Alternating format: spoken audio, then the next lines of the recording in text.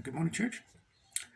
So this is my testimony, which I've been asked to give, and I hope it's not boring. Anyway, so if I think about my testimony, there are three themes that occur to me.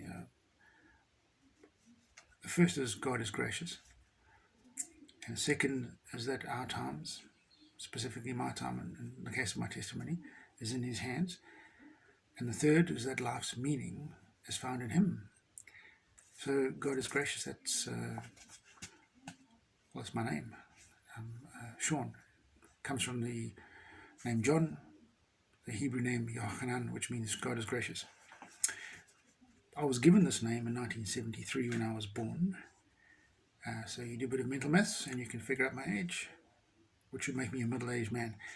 Well, anyway, going back to 1973, fast forward 17 years, I was an awkward teen, very moody. I'm not that anymore, of course. Perfectly well adjusted, my wife will tell you. All right, so anyway, in my youth, I did a lot of scouts. My friend Angus and I watched a lot of movies. We cleaned out the video store next to his place, all the new titles during holidays. Anyway, so in the third grade, I had an accident while setting up a tent. My friend Jose, he was playing around with the tent pole. He threw it and happened to hit my head. Never saw him around after that. I think so our friendship didn't last very long. But I survived. It was not my time yet. Not my time to check out. A number of years later, and I went to a meeting. I was invited to a meeting at the Lord's Place, which was a church in Brick Hill Road in Durban. And it was converted from a cinema. I love cinemas. So there were a bunch of guys there, the power team, and they did ministry, but they were also very big guys. They pumped an amazing amount of iron, tore telephone books, broke baseball bats for entertainment, and then after that they preached. I was entertained, and he used the question that C.S. Lewis posed about Jesus not just being a moral teacher. He's more than that. You've got to decide whether he's Lord, liar, or lunatic. Anyway, I chose Lord, and so I went up altar call to the front, and I became a Christian. I was very naive when I was young as a Christian. I thought that everyone in my family would get saved and we'd all be raptured, not taste any death, that sort of thing. I also remember when I was studying after school, a lot of time I had a free afternoon, so I would sit out in the yard under a tree and have communion. That part was nice. Anyway, so a few years after that, I finished studying. I made it. Ambassadors. It was a Year of Your Life short-term missions program. We were the first year, in fact. There were 8 of us, and happened to be 4 sets of couples. So I was a little bit distracted, and it wasn't. I thought it would jumpstart my personal holiness, like hooking up a car battery to my faith. It didn't work out like that. Anyway, but we did do some good things. There were classes. We did a bit of theology, homiletics, that sort of thing. And why it was called Ambassadors, Paul's letter to the Corinthians, his second letter, talks about how we are to go to the lost and reconcile them to the Father, and that we are his ambassadors taking his message out. So, yeah, there were some good things that happened that year. We got to preach, lead people to Christ. It just wasn't as good as I thought it would be. So, anyway, so then I think during my lowest time, during Ambassadors, we were on a mission farm, bananas, and they had planes could take off and a runway. So Mission Aviation Fellowship, something like that. and everybody else was having a fun time on the plane, and they didn't call me because I was on my own. And instead of flying around, I had an amazing experience with God. It was nice. Anyway, so a few years later, I'm in London with some friends from South Africa. We're staying in a house, and they're busy on a Saturday morning. Everybody's out and about having fun, and I'm alone in the house watching Little House on the Prairie.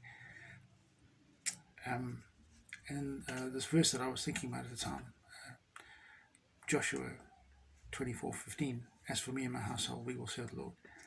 I thought, is God saying something to me about a household? I'm going to need a wife to have children. They don't grow on trees. Anyway, so sometime later I'm back in Cape Town, and everybody else in church is getting married, having kids. It's insane. It's a marriage season like you can't believe.